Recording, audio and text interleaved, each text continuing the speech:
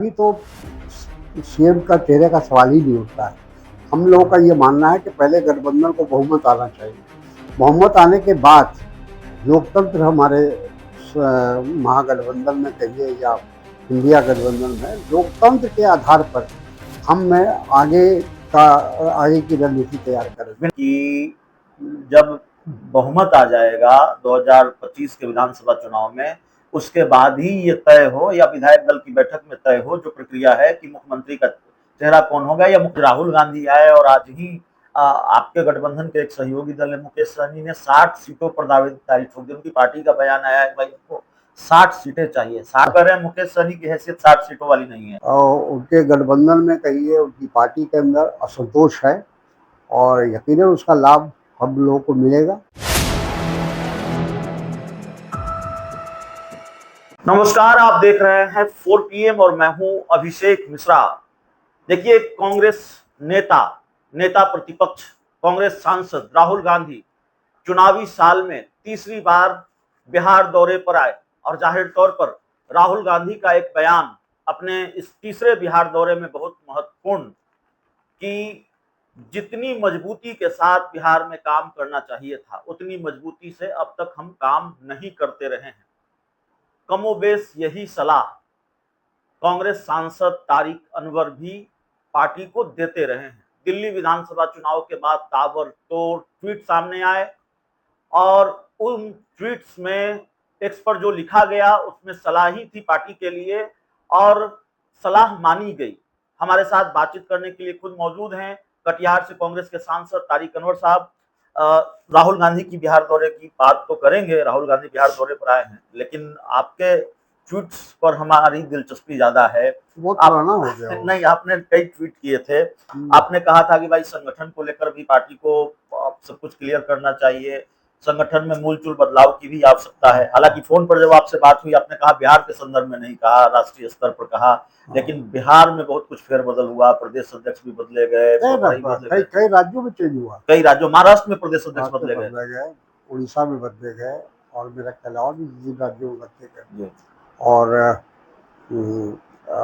देखिए, हमने जो बात कही थी आज फिर राहुल जी ने उसको दोहराया है। बिल्कुल, आप ही की बात को दोहराया, इसीलिए उसी बात से हम शुरुआत कर रहे हैं। जो उन्होंने कहा कि शादी का घोड़ा अलग होता है और रेस का घोड़ा अलग होता है, तो ठीक है, शादी का घोड़ा रहे लेकिन रेस के घोड़े को हमको आगे लाना पड़ेगा और उससे ही हम रेस जीत सकते हैं। यानी चुनाव अगर जीतना है तो वैसे लोगों को आगे लाना पड़ेगा। तो बिल्कुल सही कहा उन्होंने और हम उसके बिल्कुल सही समर्थन में है। क्योंकि देखिए, संगठन में जब तक के अच्छे लोगों को नहीं लाया जाएगा तो कैसे संगठन बन सकता है। और अब तो ये चुनावी वर्ष है, 6 महीने के अंदर हमको बिहार में चुनाव में जाना है, तो हम लोग को बहुत तेज़ गति से काम करने की आवश्यकता है। मैं समझता हूँ कि अभी नई टीम बनी है, तो ये नई टीम से बहुत उम्मीद है, आशा है सभी कांग्रेस दलों को, बिहार के कांग्रेस दलों को खास तौर पर, और केंद्रीय नेतृत्व को भी बहुत उम्मीद है। तो हम जैसे लोग उसमें सहयोग करेंगे, मदद करेंगे और हमको उम्मीद भी है कि हमारा जो इंडिया गठबंधन है जिसमें आरजेडी है, जिसमें वामपंथी मोर्चा है और छोटी छोटी कई क्षेत्रीय पार्टियां हैं, तो हम सब मिलकर अपनी पूरी ताकत अगर लगाएंगे तो इस बार बिहार में परिवर्तन होगा। क्योंकि 20 साल से लगातार लोग डबल इंजन की सरकार को बर्दाश्त कर रहे हैं, सह रहे हैं, इस उम्मीद में कि शायद कुछ ठीक हो जाए, कुछ बिहार का कल्याण हो जाए। लेकिन 20 साल एक शासन, एक गठबंधन की सरकार और एक मुख्यमंत्री, उसके बावजूद भी बिहार की तस्वीर नहीं बदली। बिहार आज भी बीमारू राज्य के नाम से जाना जाता है। सबसे ज़्यादा गरीबी, सबसे ज़्यादा पलायन, सबसे ज़्यादा बीमारी और जितनी भी बुराई कह सकते हैं वो बिहार में है। और उसका कारण ये है कि जो सरकार है उसने कभी दिलचस्पी नहीं ली और सिर्फ धर्म की आड़ में ये चुनाव जीतते आए हैं, धर्म का सहारा लेकर। और इस बार लेकिन बिहार की जनता इनको सबक सिखाएगी।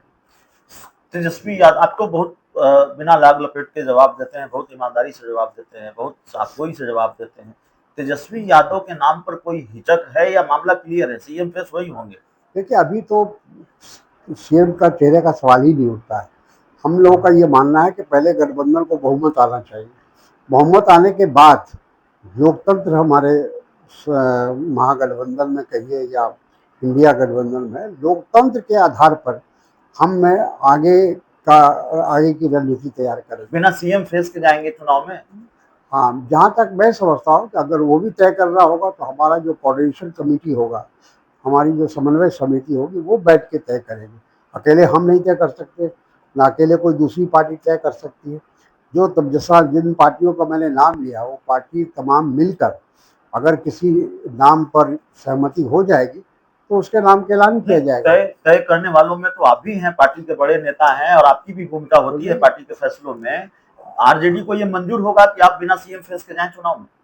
ये तो आप आरजेडी वालों से पूछिए, लेकिन कोई भी लोकतंत्र में जब तक चुनाव में हम कामयाब नहीं होते हैं, हमारा बहुमत नहीं होता है, तो उसका कोई अर्थ नहीं है कि हम किसी को मुख्यमंत्री का घोषित कर दें, किसी को प्रधानमंत्री घोषित कर दें, तो उसका कोई अर्थ नहीं।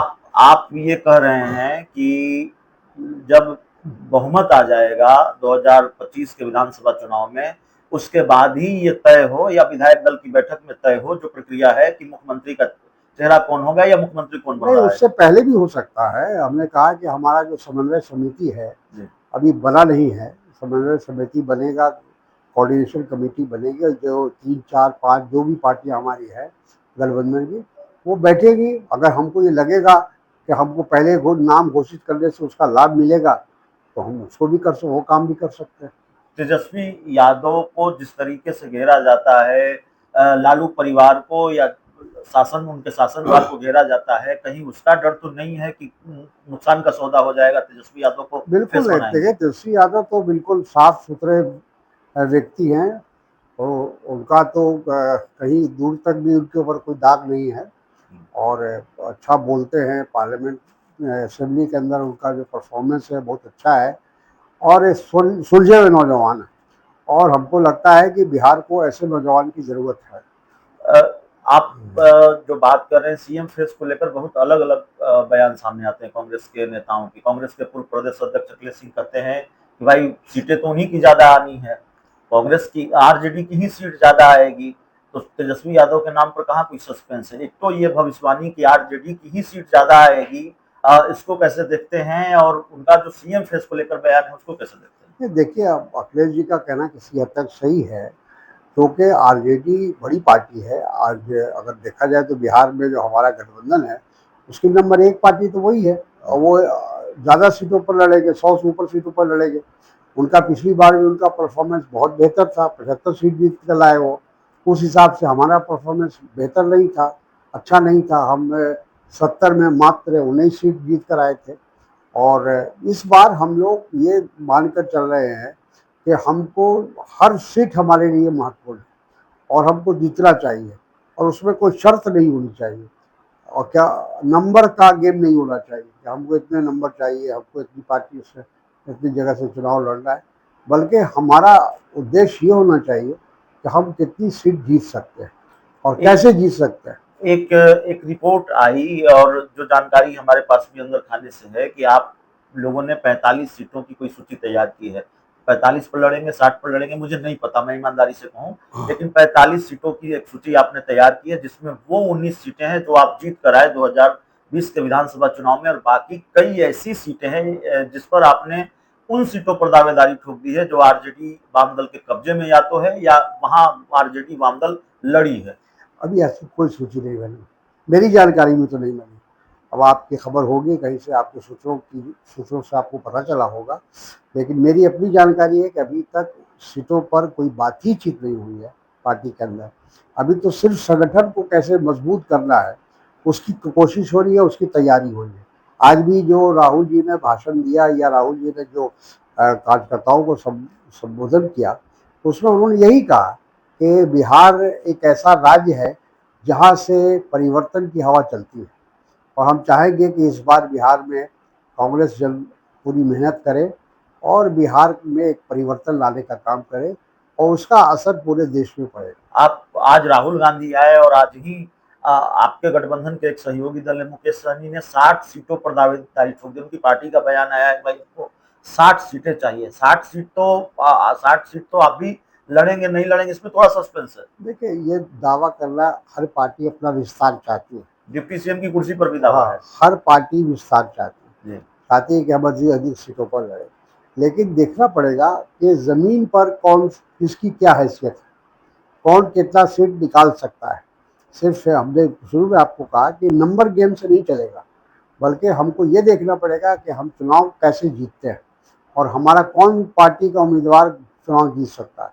हो सकता है कहीं कुछ जिले ऐसे हों या कुछ क्षेत्र ऐसे हों जहां आरजेडी का असर होगा, तो वहां आरजेडी को लड़ना। आप कह रहे हैं मुकेश सहनी की हैसियत 60 सीटों वाली नहीं है। हम ये नहीं कह रहे, हम कह रहे हैं कि हर पार्टी विस्तार चाहती है। जी वो अपनी बात कह रहे होंगे या उनके लोग कह रहे होंगे, जी लेकिन जब हम लोग बैठेंगे एक साथ टेबल पे, तब तय होगा कि कितनी सीट पर कौन लड़ेगा।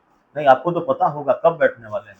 अभी बैठने का डेट कोई फिक्स नहीं हुआ है, लेकिन आज भी हम लोगों ने, जो राहुल जी के सामने जो बैठक हुई, बातचीत हुई, तो उसमें यही कहा गया कि जल्द से जल्द हम लोग अपने तमाम गठबंधन के साथियों के साथ बैठे और एक रणनीति तैयार करें।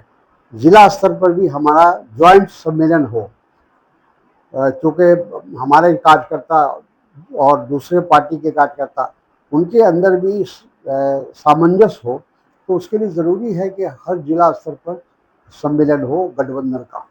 एनडीए नीतीश कुमार के चेहरे को आगे करके चुनाव लड़ने जा रही है, और ये जो पूरा मामला आया वक्फ का और उनकी पार्टी में जो धड़ाधड़ इस्तीफे हो रहे हैं, इंडिया गठबंधन या कांग्रेस अपने लिए काम आसान मानती है या फिर चुनौती है चुनाव में? नहीं, जाहिर है कि उनके गठबंधन में कहिए, उनकी पार्टी के अंदर असंतोष है और यकीनन उसका लाभ हम लोगों को मिलेगा। और बिल्कुल सही है कि 20 साल शासन के बाद जो एंटी इनकम्बेंसी होता है, हर हर जगह होता है, वर्ल्ड के किसी भी देश दुनिया में कहीं भी आप जाइए, तो एंटी इनकम्बेंसी बहुत बड़ा फैक्टर होता है। तो बिहार में तो बहुत ज़बरदस्त 20 साल का एंटी इनकम्बेंसी है। 20 साल के अंदर जो उन्होंने किया है, वो तमाम चीज़ें सामने आएंगी।